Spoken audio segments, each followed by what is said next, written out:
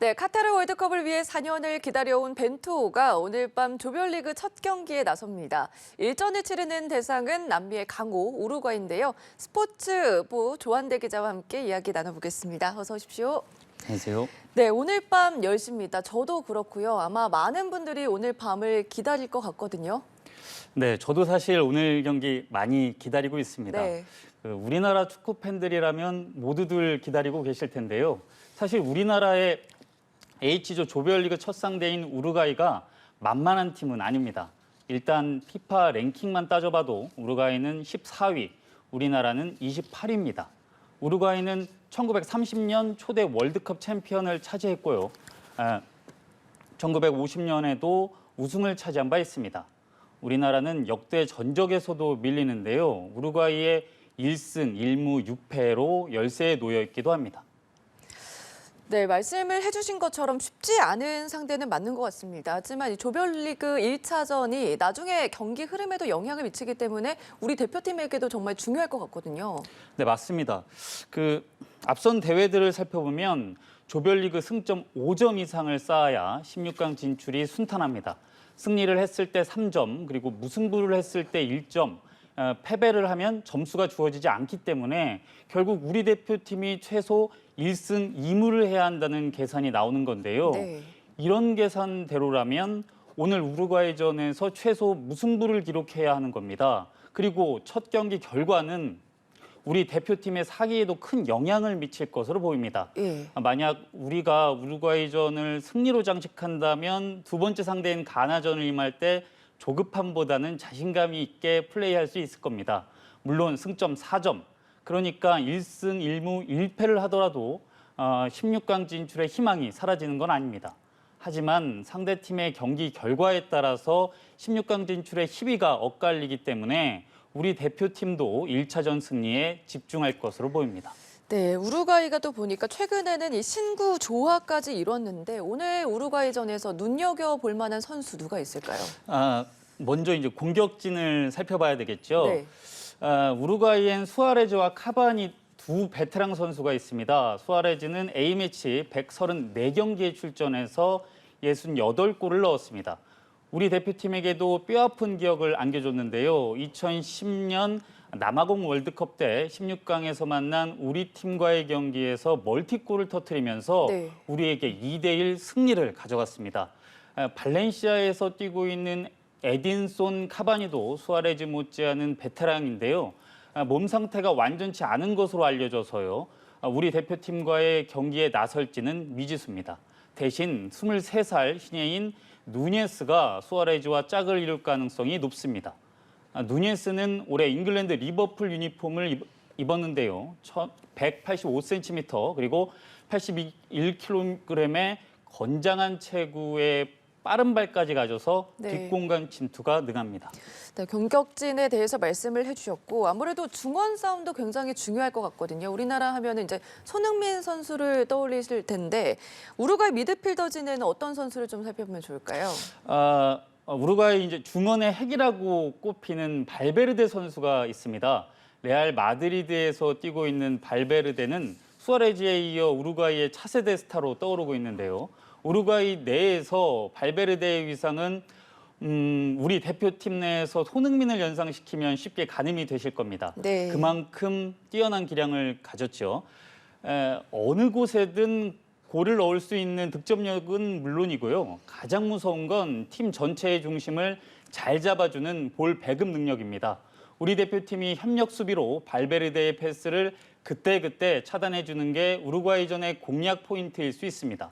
또한 우루과이의 수비진은 경험은 많지만 한편 노쇠하다는 평가를 받고 있거든요.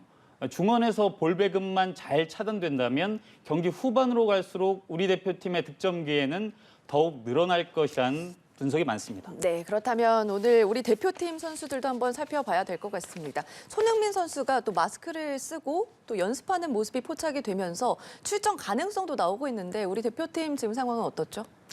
네, 말씀을 하셨으니까 손흥민 선수부터 살펴보겠습니다. 네. 손흥민 선수의 우루과이전 출전 가능성은 매우 높아졌습니다. 벤투 감독이 앞선 기자회견에서 안아골절을 입었던 손흥민과 햄스트링을 다쳤던 풀백 김진수가 출전할 수 있다고 밝혔는데요. 다만 결정하기까지 시간이 남아있다는 단서를 달긴 했습니다. 하지만 손흥민이 확실히 부상에서 많이 회복된 건 맞는 것 같습니다. 네. 안면보호 마스크에도 많이 적응된 것 같은데요. 벤투 감독은 손흥민이 마스크 착용을 불편해하지 않는 것 같다면서 부상에도 불구하고 팀에 잘 섞여들었다고 말했습니다. 실제로 저희 현지 취재팀이 대표팀 훈련장을 찾아가서 손흥민 선수를 옆에서 지켜봤는데요. 마스크를 쓴 상태에서 헤더 연습을 하기도 했고요. 전력 질주를 하는 모습도 포착됐습니다. 여기에 왼쪽 수비수 김진수의 회복 소식까지 들려왔기 때문에 중앙을 맡고 있는 김민재와 김진수 등이 우리 대표팀의 뒷문을 굳건히 지킬 것으로 보입니다. 근데 한 가지 안타까운 건 네. 공격수 황희찬이 우루과이전에선 출전하기가 좀 어려울 것 같습니다.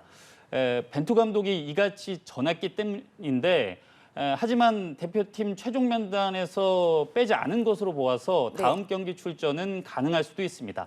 황희찬 선수가 햄스트링 부상에서 빨리 회복돼서 경기장에 나서는 모습을 볼 수 있기 바라야겠습니다. 네, 저도 바라보겠습니다. 월드컵 경기 자체가 이제 우리에게 주는 기대감도 굉장히 크지만 선수들에게도 아무래도 긴장감 그리고 부담감도 굉장히 클 것 같거든요. 우리 선수들 반응은 어떻습니까? 조별리그 1차전을 하루 앞두고 기자회견을 가졌거든요.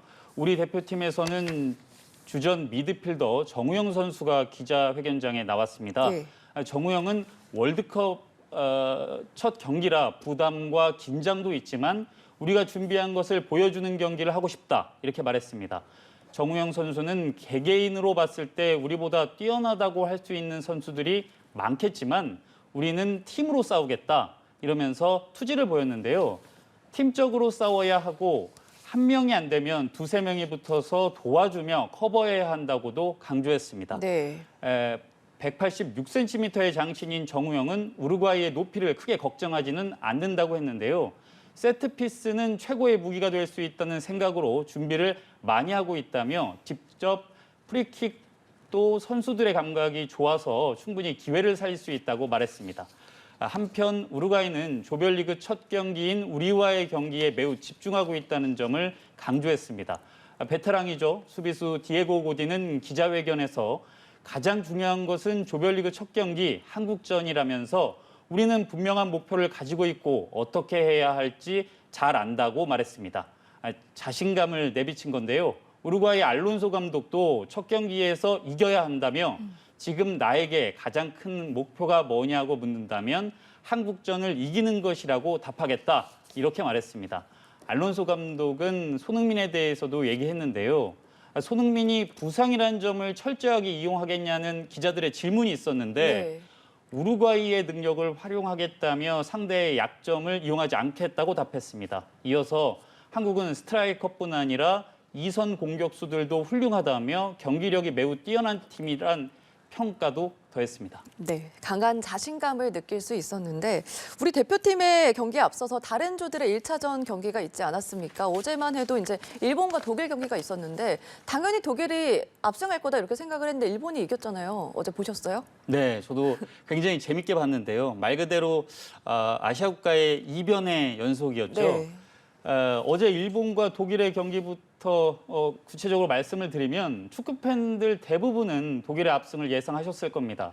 최근 일본 축구가 독일 축구를 모방하고 있어서 원본과 복사본의 경기라는 평가도 있었습니다. 그만큼 두 국가의 팀 컬러가 비슷하지만 일본이 열세에 놓여서 경기 내내 끌려갈 거란 의미가 내포해 있었죠. 전반전만 하더라도 독일의 파상 공세를 일본은 막기 바빴습니다. 여러 차례 아찔한 순간을 맞이하기도 했습니다. 결국 전반 33분 페널티킥 골을 허용하고 말았는데요.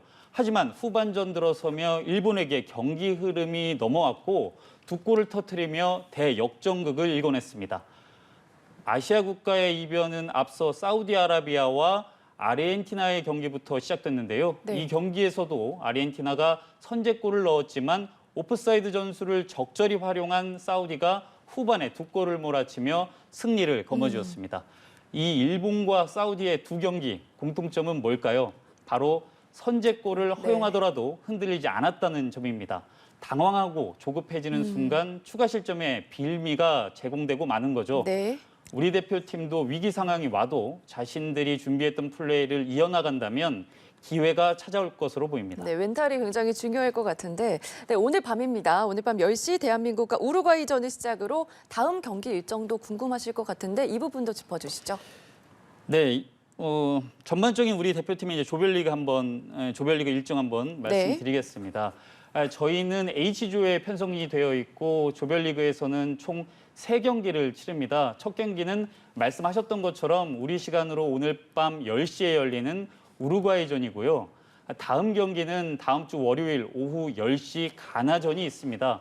이어 다음 달 3일, 그러니까 금요일에서 토요일로 넘어가는 0시에 네. 조별리그 마지막 경기 포르투갈전이 남아 있습니다.